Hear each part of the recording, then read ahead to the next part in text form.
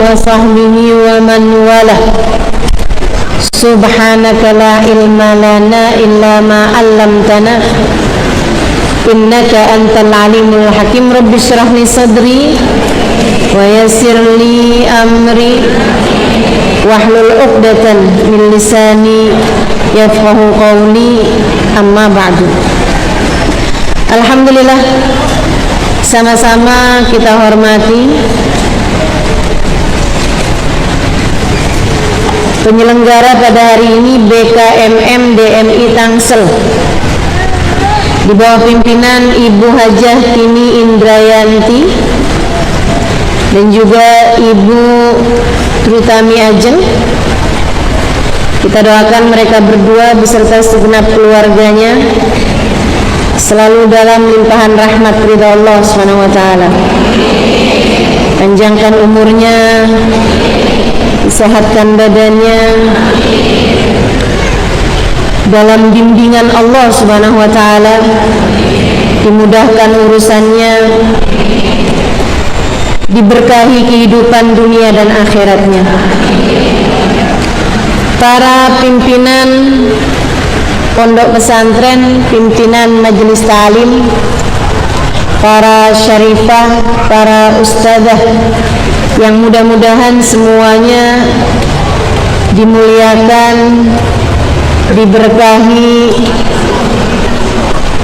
selalu dalam lindungan dan bimbingan Allah Subhanahu wa taala, serta tentu saja semua yang hadir di majelis ini, baik ibu-ibu, kakak-kakak, adik-adik, anak-anak, yang mudah-mudahan semuanya dicintai Allah,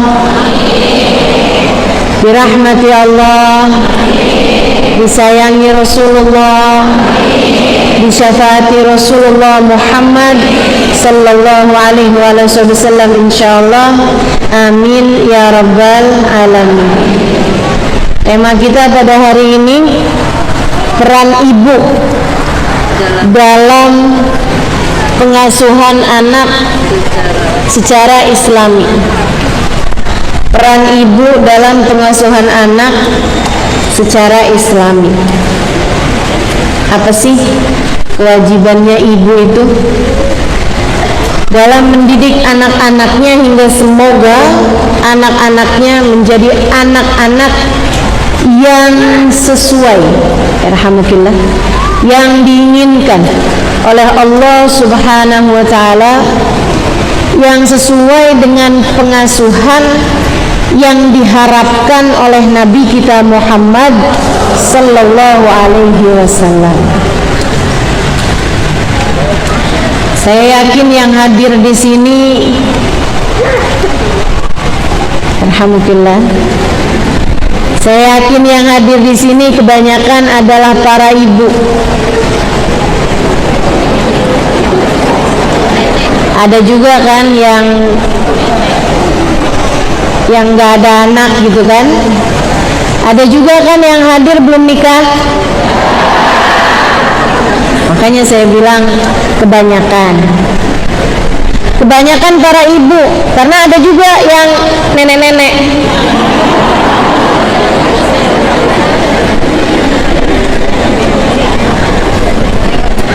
Tapi nggak apa-apa ya, Nek. Mungkin jadi bahan introspeksi diri terhadap pendidikan yang telah kamu lakukan terhadap anak-anakmu. Apakah ia sudah sesuai? Jika memang belum, semoga ke bawahnya, ke cucu-cucu, bisa menjadi pendidikan yang sesuai dengan apa yang Allah Subhanahu wa taala ridhoi, dengan apa yang Allah Subhanahu wa taala inginkan. Saya kalau ditanya, Ustazah, apa sih sebenarnya tugas ibu kepada anak-anaknya? Banyak. Tapi kalau diringkas jadinya gini nih. Tugas orang tua, terutama ibu, kepada anaknya adalah mengenalkan kasih sayang Allah dan Rasulnya lewat kasih sayangnya kepada anak-anaknya. Saya ulangi, Tugas ibu kepada anak-anaknya adalah mengenalkan kasih sayang Allah dan Rasulnya kepada anak-anaknya lewat kasih sayangnya, sayang ibu tersebut kepada anak-anaknya. Itu tugasnya. Itu tugas utamanya orang tua kepada anak. Yuk kita bahas satu-satu. Saudaraku sekalian yang saya muliakan, mendidik itu bukan barang instan. Ia lebih mirip kepada menanam pohon, bukan nanam tumbuhan. Lebih mirip nanam pohon, Bu, daripada nanam toge. Kamu kalau mau bikin toge, kamu taruh sekarang, besok udah jadi, kan begitu? Tapi pendidikan anak itu lebih mirip pohon. Kamu tanam sekarang, ia akan bertumbuh dan memberikan hasilnya bukan setahun 2 tahun, akan tetapi bisa jadi 5 sampai dengan 10 tahun baru kamu akan bisa lihat hasilnya atau buahnya. Bukan barang instan. Karenanya kalau kamu lihat anak kamu sekarang, anak saya kok bandel ya, anak saya kok nakal ya, anak saya kok nggak rajin sholat ya, anak saya kok susah banget ya buat diajakin sholatnya, anak saya perempuan bajunya terbuka, nggak mau pakai jilbab, anak saya perempuan seneng banget pakai baju seksi, misal anak saya hobinya pacaran. Ibu, itu adalah hasil buah dari didikanmu 5-10 tahun yang lalu, bukan merupakan hasil dari didikanmu sebulan 2 bulan yang lalu. Enggak, Bu. Karena anakmu adalah pohon yang kamu tanam. Seperti apa ia akan jadi tergantung dari bagaimana kamu menanamnya. Kalau yang ditanam pohon mangga, nggak bakalan berbuah durian. Nggak ada ceritanya kamu tanam nangka berharapnya durian. Oh, ini buahnya durian ya. Emang kamu nanamnya apa? Mangga? Ya nggak mungkin. Kalau nanamnya mangga, keluarnya bakalan buah. Apalagi nanam rambutan, keluarnya mengkudu. Nggak mungkin banget itu. Kalau yang kamu tanam adalah buah yang manis, maka yang akan tumbuh adalah juga buah yang manis. Seperti itu saudariku sekalian yang saya muliakan. Maka wahai para ibu, yang seriuslah kamu dalam mendidik anak-anakmu. Kenapa? Kenapa kita harus serius dalam mendidik anak? Ibu, hubungan anak dengan orang tua itu adalah hubungan yang panjang sampai akhirat. Camkan ucapan saya, ingat-ingat ucapan saya. Hubungan antaramu dengan anak adalah hubungan yang tidak mengenal kata putus, tidak mengenal kata mantan. Itu dulu dia anak saya, sekarang udah mantan. Gak ada ceritanya, Bu. Anak akan selalu jadi anak sampai kapanpun. Sebagaimana orang tua, ibu, bapak akan selalu menjadi orang tua sampai kapanpun. Hubungan yang terus panjang hingga sampai akhirat. Maka perhatikan betul bagaimana kamu membesarkan dan mendidik anak-anakmu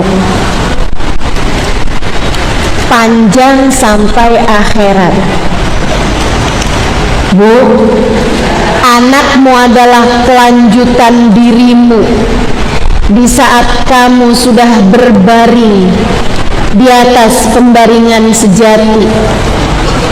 Ketika kamu sudah dimasukkan ke dalam liang kuburmu, saat itu anak-anakmu akan menjadi kelanjutan dari dirimu itu. Nih saya, Bu, tiap kali saya mengajar dan hampir tiap hari saya mengajar, ini pahala ngajar saya mengalir kepada kubur umi saya yang sekarang sudah meninggal dunia. Bahkan kalau kamu mengamalkan apa yang saya ajarkan, itu saya ikutan dapat pahalanya. Makanya emang paling enak nih jadi ustazah nih, paling enak. Mudah-mudahan kalau ikhlas, kalau diterima sama Allah, semoga saya tidak jadi orang yang bangkrut di akhirat,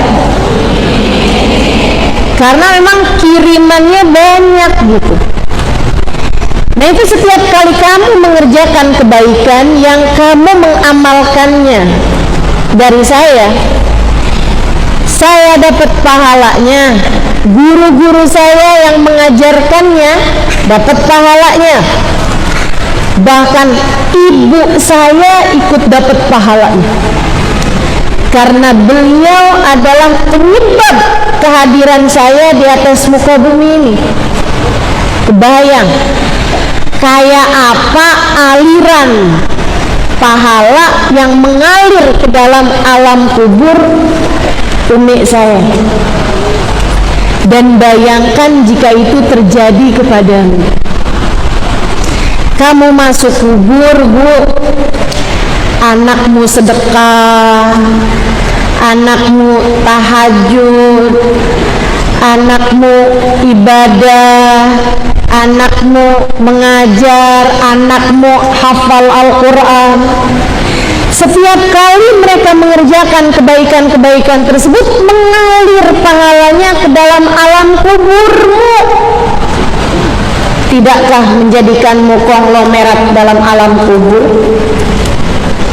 Jika kamu meninggalkan anak-anak yang soleh. Namun sebaliknya, ibu-ibu sekalian, kamu meninggal dunia, meninggalkan anak-anak yang mapan secara dunianya, akan tetapi rusak secara akhiratnya. Yang satu kerjaannya zina, punya perempuan simpanan yang tidak dia nikahi,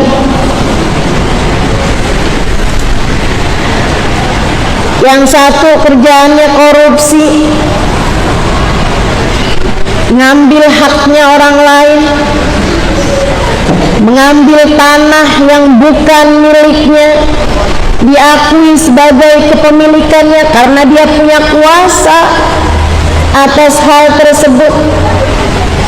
Yang satu misalnya mengizinkan masuknya barang-barang terlarang ke negeri ini karena dia mendapatkan persenan dari hal tersebut. Ibu-ibu sekalian, kebayang anakmu jadi pemasok barang terlarang, anggap narkoba misalnya.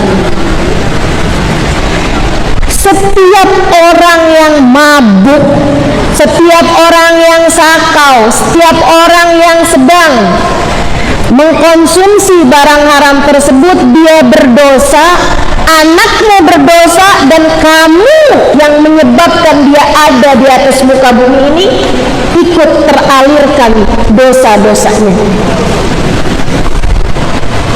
Nggak kebayang kayak apa aliran dosa yang akan mengalir dalam alam kuburmu nantinya.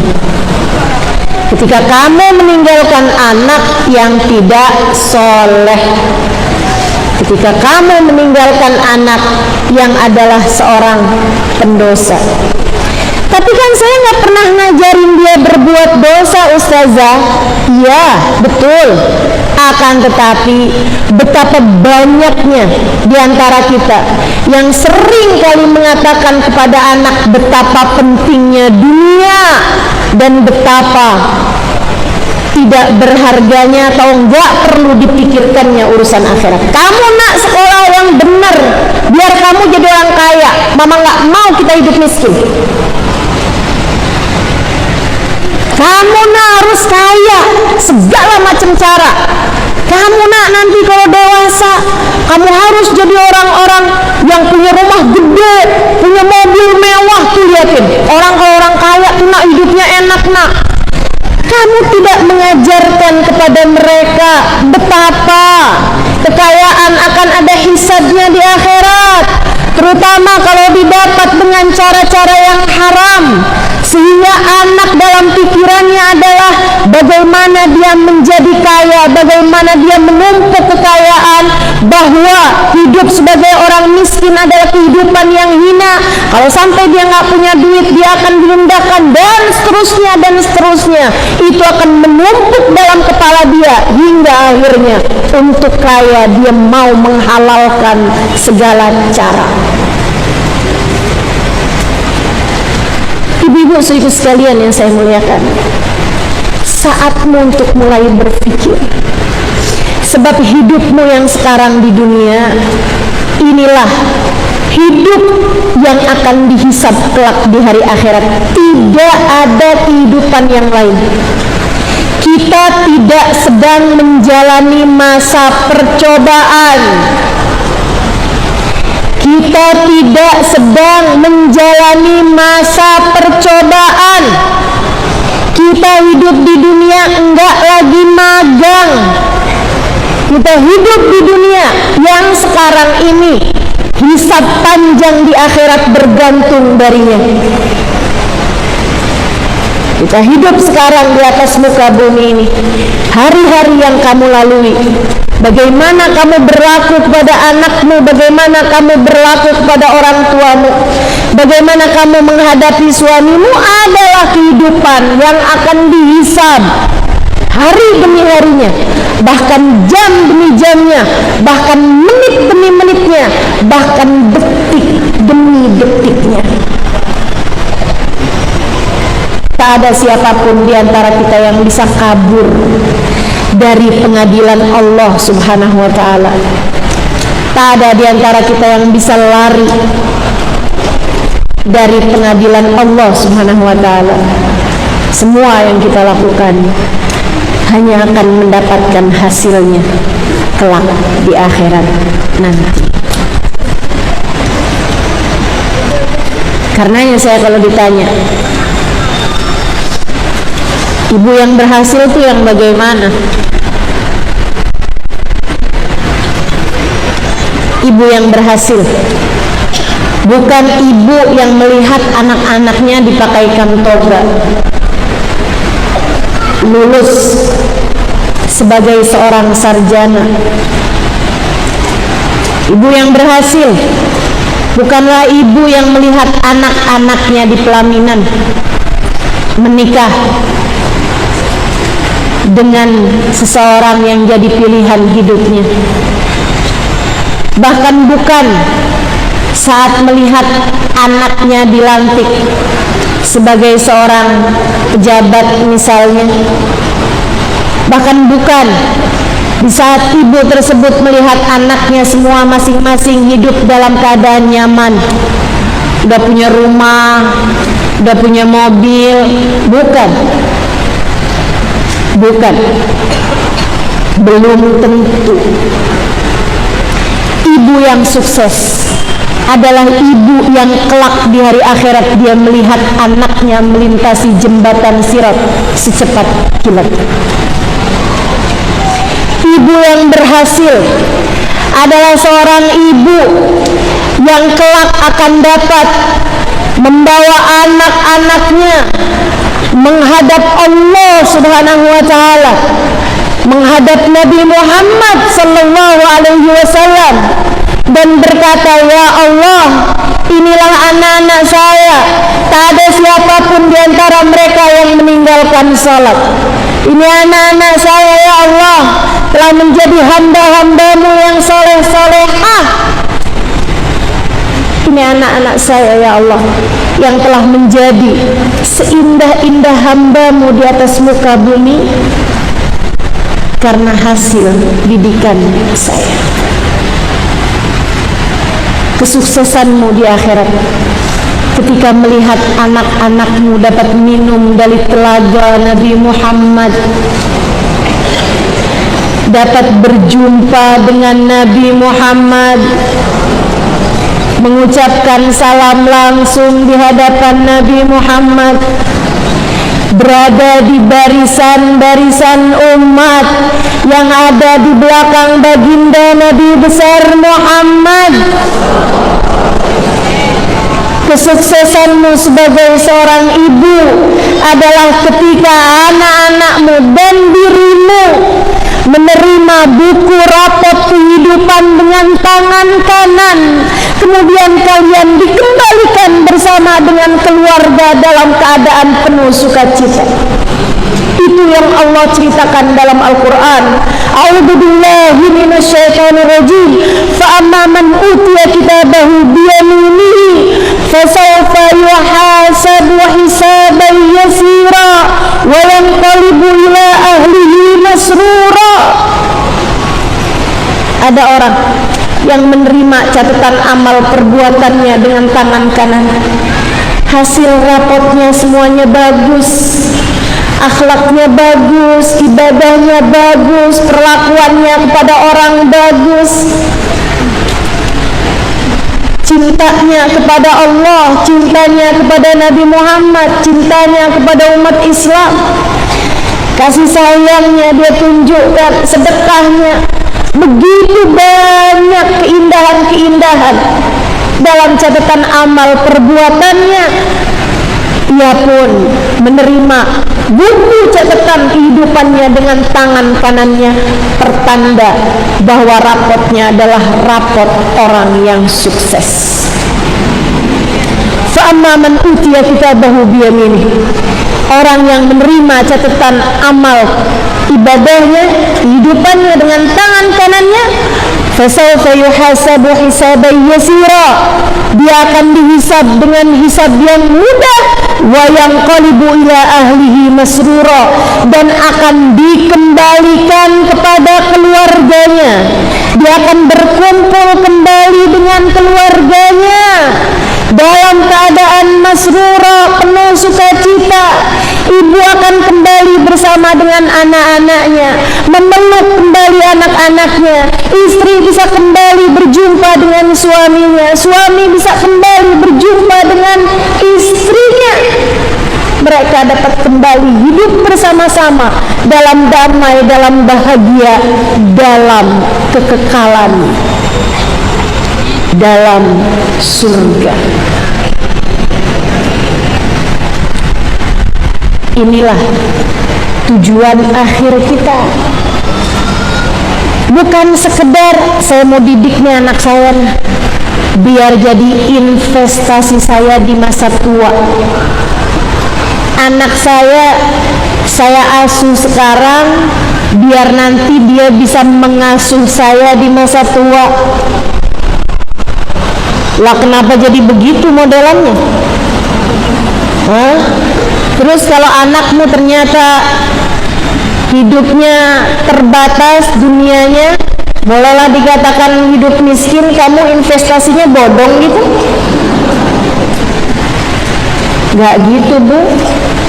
Yang ngasih nafkah mah dari dulu sama aja, yang ngasih rezeki dari dulu sama aja. Bukan kamu memberi rezeki kepada anak-anakmu, bukan pula nanti kamu yang dikasih rezeki sama anakmu di masa tuamu, bukan, melainkan Allah lah satu sang pemberi rezeki, War-Razzaq Dzul Quwwatil Matin, dialah sang pemberi rezeki Dialah pemilik kekuatan tertinggi. Ustazah, jadi ini anak kita ajarin urusan akhirat dulu gitu Ustazah, nanti hidupnya dia susah. Siapa bilang?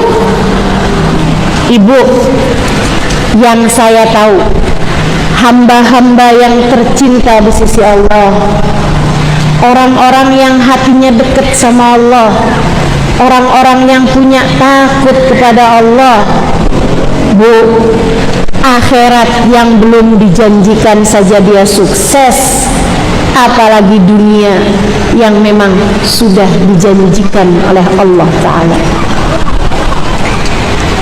Abah saya dulu sering bilang, nyari dunia akhirat luput, nyari akhirat, ngejar akhirat, dunia ikut. Kamu kalau yang kamu cari sebatas dunia, bisa jadi kamu dapat dunianya, bisa jadi enggak, tapi yang pasti akhiratnya enggak bakalan ikut. Akan tetapi kalau yang kamu cari akhirat, akhiratnya bakal kamu dapatkan, ditambah dengan dunianya juga bakalan ikut. Gak usah takut. Ya anak saya kalau saya ajarinnya urusan akhirat mulu, nanti dia dewasanya nggak jadi apa-apa. Nggak jadi apa-apa maksud kamu gimana? Nggak ada derajat, magam, pekerjaan, profesi lebih tinggi daripada menjadi hamba Allah Subhanahu wa Ta'ala. Sebab kendali kehidupan semuanya berada di dalam kekuasaannya. Maka jangan takut untuk membawa anak-anakmu kepada akhirat. Jangan takut untuk menjadikan anak-anakmu sebagai anak-anak yang paham arti walal akhiratu khairul laka minal ula. Sungguh akhirat jauh lebih penting bagimu daripada dunia. Jika kamu tahu betapa pentingnya anak-anakmu bagimu di akhirat nanti, maka sekarang simaklah dengan baik apa yang harus kamu lakukan terhadap anak-anakmu. Semoga Allah jadikan anak-anak kita anak-anak yang soleh-solehah. Semoga Allah Subhanahu wa Ta'ala menjadikan anak-anak kita sebagai anak-anak yang akan mengalirkan pahala yang deras ke dalam alam kubur kita ketika kita sudah berada di sana. Semoga anak-anak kita tak akan mencorengkan muka kita di hadapan Allah. Semoga anak-anak kita tak akan membuat kita malu di akhirat nanti atas tingkah dan dosa-dosa mereka sewaktu di dunia, ketika kita semuanya sudah ada di akhirat nanti. Semoga kita dan seluruh keluarga kita selalu berada dalam penjagaan Allah Subhanahu wa Ta'ala. Allah jaga kita dan seluruh keluarga sebagaimana Allah telah menjaga hamba-hambanya yang tercinta. Amin ya rabbal alamin. Nomor 1, tanamkan keimanan dalam diri anak-anakmu. Tanam ya, tanam. Alirkan rasa keimanan dalam diri anak-anakmu. Ingatkan terus kepada mereka bahwa alam semesta ini ada pengendalinya, namanya Allah. Dan Bu, kamu tidak bisa mengalirkan keimanan dalam hati anak-anakmu jika kamu belum memiliki rasa tersebut. Kamu gak bisa ngalirin iman kalau kamunya bahkan belum beriman. Kami semua beriman Ustazah, oh ya pasti. Akan tetapi saudariku sekalian yang saya muliakan, imanmu itu apakah sudah cukup? Ini pendidikan ya, seperti zakat. Kita nggak bisa memberikannya kepada orang lain jika kita tidak memiliki nisabnya. Zakat itu ada nisabnya. Kamu nggak bisa zakat emas kalau kamu bahkan tidak memiliki emas. Kamu nggak bisa mengeluarkan zakat kambing, sapi jika kamu tidak memilikinya. Atau jika kamu memilikinya tapi jumlahnya terbatas, nggak wajib zakat, nggak bisa zakat. Demikian pula dengan pendidikan. Kamu bisa mengalirkan rasa kepada diri anak-anakmu jika kamu sudah memiliki rasa tersebut dalam hatimu. Karenanya PR nomor 1 bagimu adalah pastikan hatimu terpenuhi dengan keimanan. Maksudnya gimana? Ingatkan terus dirimu tentang Allah. Allah terus gitu. Para istri, kalau suamimu lagi ngasih transferan banyakan, alhamdulillah. Tapi jangan terus jadi berlebihan kepada suamimu. Jangan terus jadi langsung tuh senyumnya lebar. Saya setuju istri yang tersenyum kepada suaminya, tapi jangan sampai senyummu terkait sama berapa transferan suamimu. Tanggal muda senyum lebar,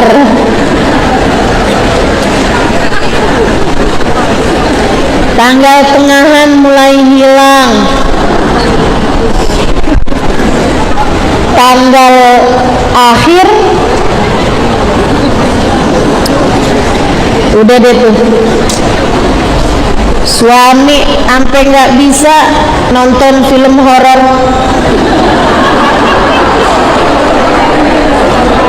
Seberapapun mengerikannya hantu di film, istrinya jauh lebih serem.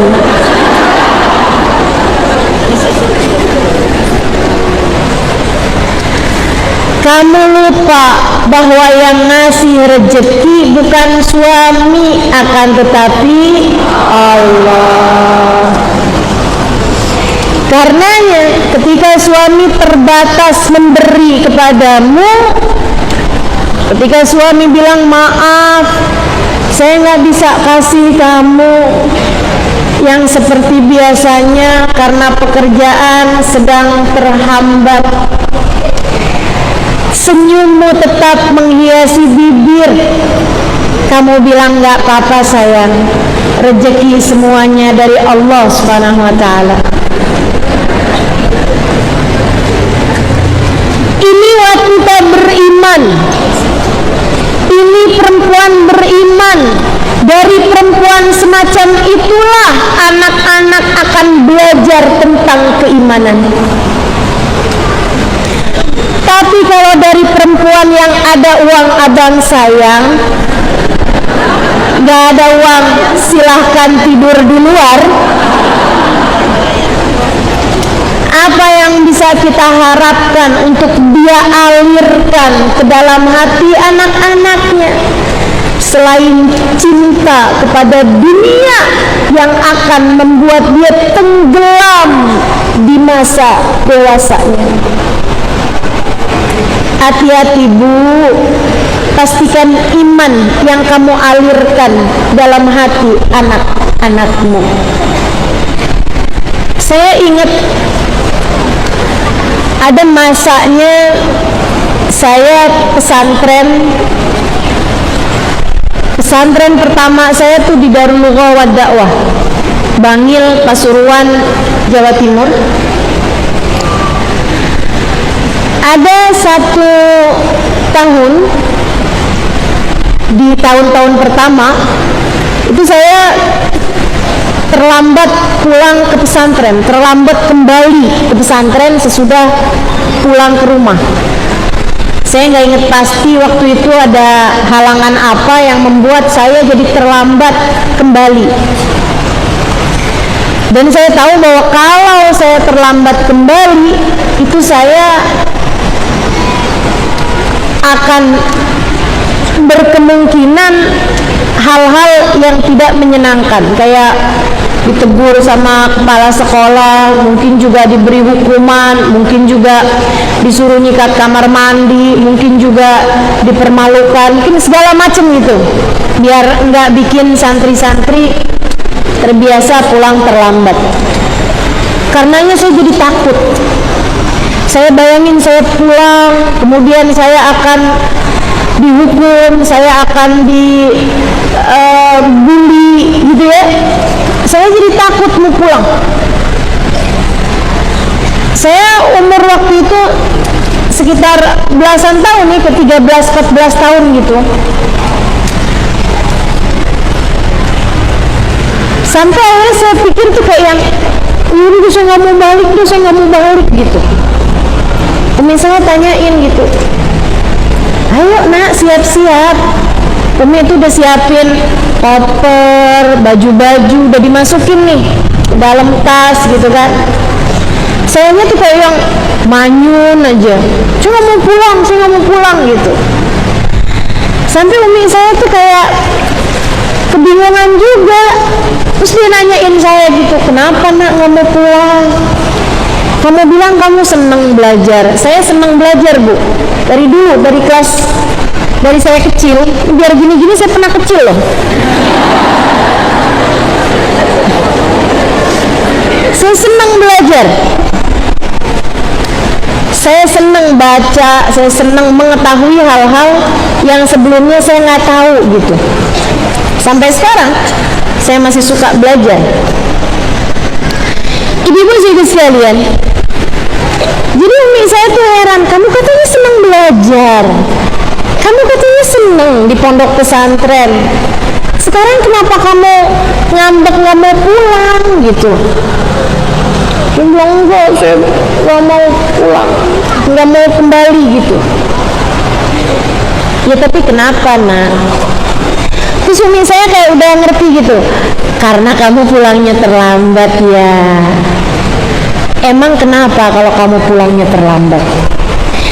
Nanti dimarahin, nanti dikatain, nanti dihukum, saya pun mulai tuh malu nih kalau nanti dikatain, sedih nih kalau nanti dihukum, mungkin malah dipukul tangannya pakai rotan, mungkin malah.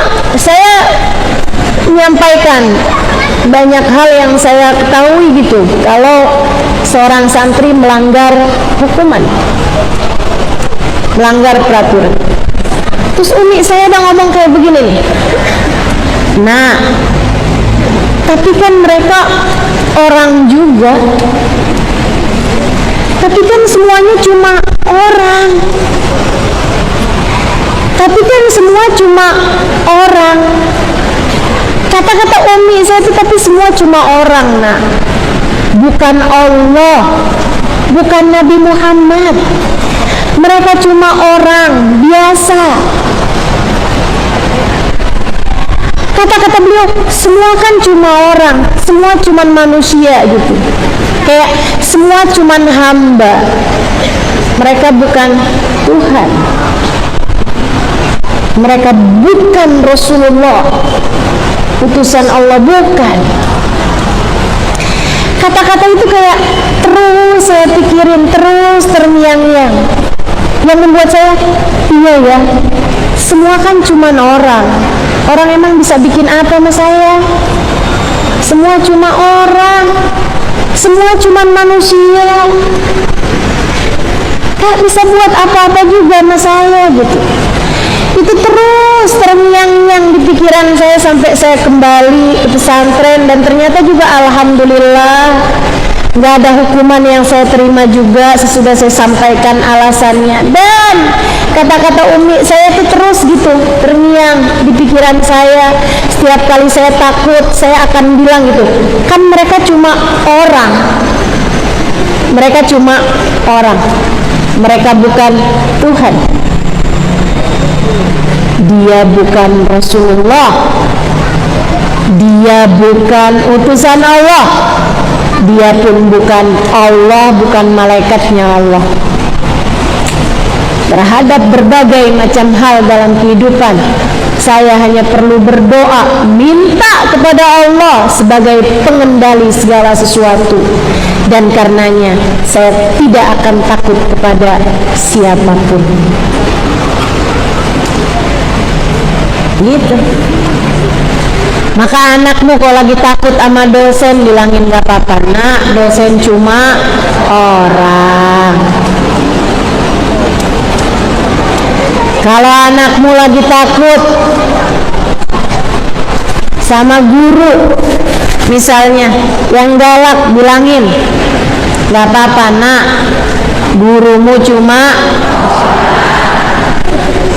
Jangan lupa juga kamu harus sering kasih tahu kepada anak-anakmu, nak, jangan takut sama mama, mama cuma orang.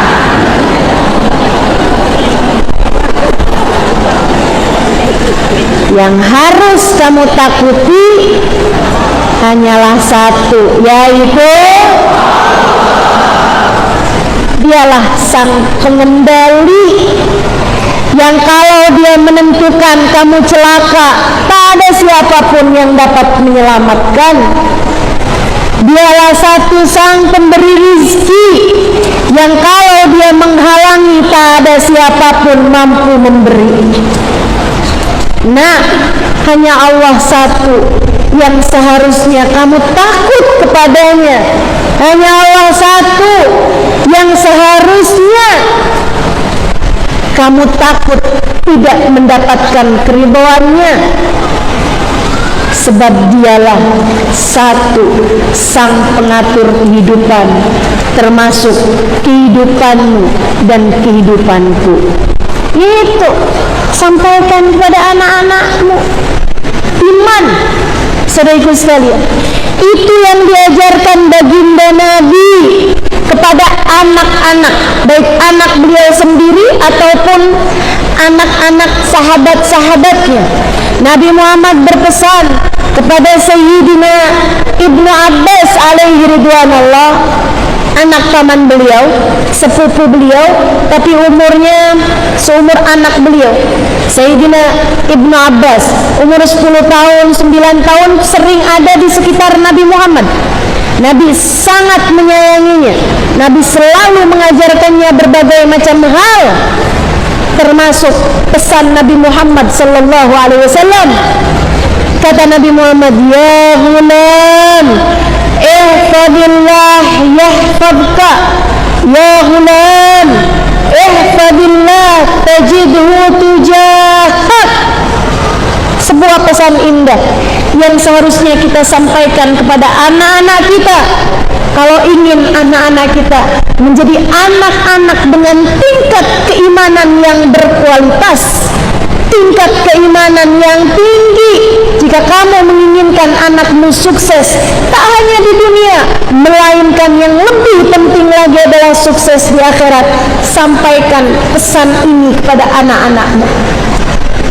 Kata Nabi kepada Sayyidina Ibn Abbas, ya ghulam, ihfadillah yahfadka. Anakku, jagalah Allah, maka Allah akan menjagamu. Ya ghulam, wahai anak mudaku, ihfadillah tajidhu tujahak. Jagalah Allah dalam hidupmu, nak, maka kamu akan selalu mendapati Allah dalam segala keadaanmu. Allah akan selalu menghadapkan dirinya kepadamu. Ihfadillah yahfadka, ihfadillah tajidhu tujahak. Anakku, jaga Allah dalam hidupmu, maka Allah akan selalu menjagamu. Jaga Allah dalam hidupmu, maka Allah akan selalu membersamaimu. Penting banget itu, penting banget. Jangan pernah tinggalkan Allah, nak. Jangan pernah tinggalkan Allah. Abang saya pernah bilang, hidup ini yang penting nasib. Ada orang kaya tapi nasibnya jelek. Ada orang cakep tapi nasibnya jelek. Ada orang pinter tapi nasibnya jelek. Ada. Ibu-ibu sekalian yang saya muliakan, kata abah saya, dan nak, nasib itu Allah yang pegang. Maka kalau kamu pengen hidupmu selalu bernasib baik, jangan pernah tinggalkan Allah. Jangan pernah tinggalkan Allah. Nasihat-nasihat semacam ini dari orang tua, dari ibu, dari bapak, akan selalu jadi pegangan bagi anak-anak, terutamanya jika kamu selalu menyampaikan itu, selalu sampaikan itu. Tapi sekali lagi, ucapan itu baru akan bermanfaat. Nasihat dari ibu yang seperti ini baru akan bermanfaat jika ibu telah pula merasakan pentingnya kata-kata tersebut dalam hidupmu. Kalau kamu tahu bahwa iya emang bener sih, itu akan jadi pemikiran yang melahirkan perencanaan dan niat. Kalau begitu, saya ingin hidup saya mengarah ke akhirat. Saya ingin hidup saya mengarah kepada surga. Apapun yang menghalangkan saya dari surga akan saya tinggalkan. Apapun yang membuat saya mendekati surga akan saya kerjakan. Kalau kamu sudah merasakan pentingnya hal tersebut dalam dirimu, melahirkan niatan-niatan dalam kehidupan, kemudian niatan melahirkan tindakan, tindakan melahirkan kebiasaan, kebiasaan menjadi karakter, saat itulah kamu akan melahirkan anak-anak dengan tingkat keimanan yang tinggi. Banyak PR-nya nih jadi orang tua. Banyak PR-nya jadi orang tua. Benerin dulu pikiran-pikiran kamu tuh. Kalau pikiranmu masih yang gimana caranya kaya, gimana caranya bisa punya tas kayak tetangga, gimana caranya bisa punya handphone yang paling canggih kayak yang dipunya sama teman saya. Itu kalau kamu pikirannya masih terus seperti itu, teman-teman saya sekalian, kamu tidak akan jadi seorang dengan keimanan yang tinggi, yang akhirnya anak-anak kamu juga bakal begitu. Ayo bismillah. Jangan pikiranmu tentang pandangan orang terus-terusan. Saya ada diceritain nih sama salah satu guru saya dengar kajian beliau, Habib Ali Al-Jufri. Dia bilang orang tua beliau, ayahandanya Habib Ali, itu adalah wakil Perdana Menteri Yaman. Bayang nih ya. Jadi bukan wali kota, bukan gubernur, Perdana Menteri, wakil presiden pada masa tersebut. Di Yaman, wakil presidennya selama beberapa periode itu adalah ayahandanya Habib Ali Al-Jufri. Satu hari, abahnya, ayahandanya ini mengajak beliau untuk hadir sebuah acara pernikahan salah satu orang yang berpengaruh di Yaman. Beliau bilang sama Habib Ali Jufri, waktu itu umurnya sekitar 10-11 tahunan gitu, "Ayo nak, siap-siap, kita mau hadir acara pernikahan." Dia bilang, "Saya pun pakai baju yang memang dipakai kebanyakan orang gitu ya, kayak baju. Nah itu bajunya tuh kurang bagus. Bajunya tuh dirasa kayak baju lama yang emang udah pudar juga warnanya, tapi Habib Ali kecil nih seneng pakai baju itu gitu. Terus dia keluar gitu, "Ayo abah, kita jalan, kita berangkat." Abahnya liatin kayak sambil mikir gitu. Mungkin ya dalam pikiran abahnya nih baju nggak cocok gitu buat acara sepenting itu. Ada banyak tamu-tamu abahnya, ada banyak orang-orang yang berpengaruh di situ, bajunya kayaknya kurang cocok gitu. Sampai Habib Ali tuh nanya, "Kenapa bang?" Sahabatnya bilang, nggak apa-apa, yuk kita berangkat." Sedikit sekalian saya muliakan, kata Habib Ali Jufri, belakangan saya tahu bahwa pakaian yang saya pakai itu mungkin nggak cocok, nggak cukup bagus untuk saya kenakan hari itu. Tapi abah saya berkata, "Nggak apa-apa nak, yuk kita jalan." Mengajarkan kepada saya bahwa nggak penting pandangan orang, nggak penting pandangan orang. Jangan bikin anak-anakmu sangat terpikirkan sama pandangan orang. Bu, kamu ngeliatin nih anak gadis saya ini, ya Allah ustazah, kalau mau diajakin pergi kemana-mana dandannya ampun lebih lama daripada saya emaknya. Betul? Anak laki-laki saya ustazah diajakin turun buat nemenin saya ke dokter, dia bilang, "Enggak aman, saya di mobil aja." Kenapa gitu? Baju saya lagi nggak pas, saya lagi pakai baju nggak cukup bagus buat menemani mama ke dokter. Sampai dia nggak mau nemenin mamanya turun ke dokter hanya karena dia ngerasa bajunya nggak cukup pas.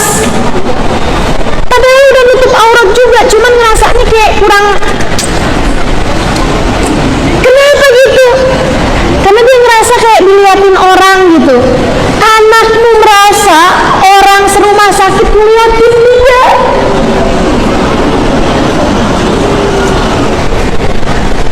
Begitu pentingnya pandangan orang dalam pikiran anak remaja kita. Kenapa?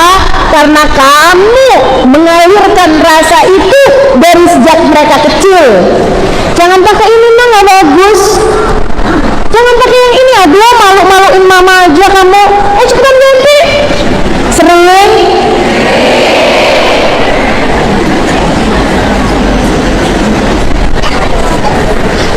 Betapa kita telah mengalirkan rasa kepada anak-anak kita pentingnya pandangan orang. Berapa banyak di antara kita yang tidak pernah mengalirkan rasa betapa pentingnya pandangan Allah kepada mereka. Siapa di antara kita yang bilang nggak apa-apa kok nak, kamu udah nutup aurat itu bagus, nggak apa-apa. Nanti mah saya dikatain orang. Emang kenapa kalau dikatain orang? Mereka hanya manusia, mereka hanya orang, nggak akan bikin pengaruh apa-apa. Nah, selagi kamu tidak melanggar aturan Allah, jangan pernah takut. Cakep kalau kayak begitu, cakep kalau kayak begitu. Anakmu kecil ngambil sesuatu di supermarket misalnya, belum cukup mengerti, dia mengambil sesuatu belum dibayar. Apa yang biasanya kita lakukan? Astagfirullah nak, ini nanti kalau ketahuan di kasir kamu bunyi loh pas keluar di pintu. Ya ampun, mama malu banget deh kalau kamu sampai ketahuan nyetir nyuri. Astagfirullah. Siapa di antara kita yang ketika itu terjadi pada anak kita, kita bilang, "Nak, mungkin aja kamu bisa selamat dari pandangan orang." Bisa, kamu bisa aja selamat nak. Tapi tahukah kamu anakku sayang, dimanapun saja kamu berada, Allah melihatmu. Allah lihat kita nak, Allah lihat kita.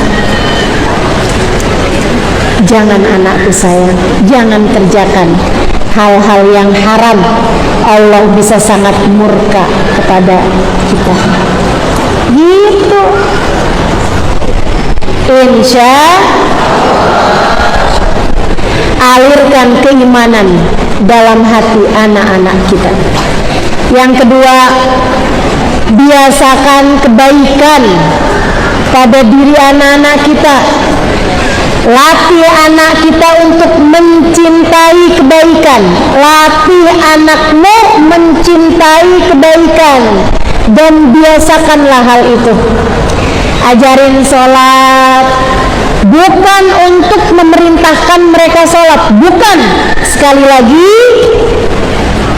biasakan sholat, biasakan mereka mencintai sholat. Gimana caranya? Biasakan sholat berjamaah dalam rumahmu. Apalagi kalau anaknya belum balik tuh enak tuh. Biasain, yuk nak kita sholatnya berjamaah. Mama pokoknya maunya sholatnya berjamaah loh sama kamu. Kamu tau gak nak, sholat tuh kalau sendirian belum tentu diterima. Itu katanya Nabi Muhammad. Kalau kita sholatnya berjamaah insya Allah diterima. Lagian nak, orang tuh kalau sholat berjamaah hatinya disatuin. Nanti tuh kalau kamu sholatnya selalu berjamaah sama mama, nanti kamu kalau kepengenan apa-apa, mama tuh hatinya tergerak karena kita satu keinginannya, satu hati. Kita akan selalu saling sayang nak kalau kita sholatnya berjamaah, sebab Allah melihat kita sebagai satu kesatuan. Kamu gak kepengen mama selalu sayang sama kamu gitu? Karena kita udah satu hati. Kalau kamu sakit, mama ngerasain sakit juga karena kita satu hati. Kalau kamu sedih, mama akan ikut sedih juga. Bu, ada berapa banyak anak-anak yang dibully bahkan di rumahnya sendiri? Ada berapa banyak anak-anak yang dibully bahkan di rumahnya sendiri? Orang tua yang ketika anaknya dihina, dia malah senang. Mah, saya tadi mah dikatain mah. Katain apa? Dikatain gembrot. Emang kamu iya?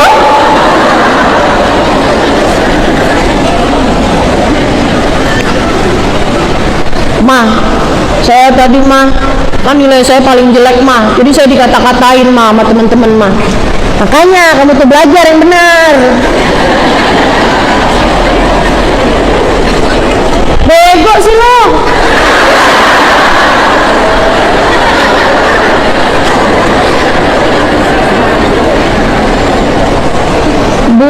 Bu, ya Allah, ya Allah. Sedih saya sedih. Saya menikah 21 tahun dan saya belum diberi anak. Kamu tahu, saya paling sedih kalau ada orang tua yang menghina anaknya, menjelek-jelekan anaknya, membuli anaknya, ngata-ngatain anaknya, atau membanding-bandingkan anaknya dengan anak orang lain. Tuh, liatin tangga tuh, seneng mamanya, anaknya pinter, anaknya juara, lah kamu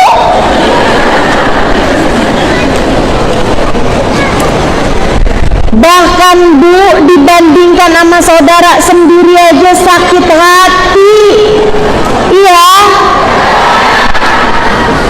sering banget ibu-ibu tuh bilang, kayak kakak, buat anak-anak kita mencintai kebaikan. Ajarkan anak berempati, ajarkan anak bersimpati, ajarkan anak berkepribadian yang baik, menyayangi orang-orang.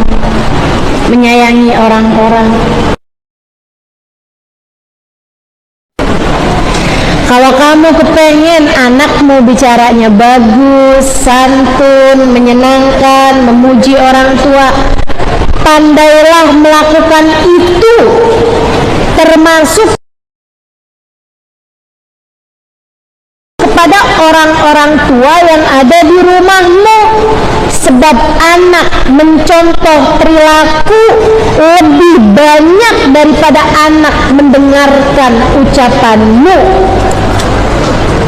Anak mencontoh perilakumu lebih banyak daripada anak mendengarkan ucapan-ucapanmu.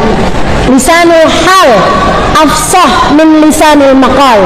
Peribahasa Arab, lidah perbuatan lebih tajam daripada lidah ucapan. Anak lebih akan mudah mencontoh perilakumu daripada mendengarkan ucapanmu. Kalau kamu di rumah ada orang tuamu juga atau ada orang tua suamimu, mertua gitu ya, tunjukkan sama anak kesantunanmu berbicara. Tunjukkan sama anak akhlakmu yang mulia kepada orang-orang tua. Itu lebih mudah untuk dicontoh anak-anak kita daripada kamu berulang kali berkata, kalau ngomong sama mama tuh yang sopan nak, kalau ngomong sama mama tuh yang benar, kalau ngomong sama orang tua tuh yang santun. Kamu nggak dengar firman Allah Subhanahu Wa Taala, wala taqul lahuma uff,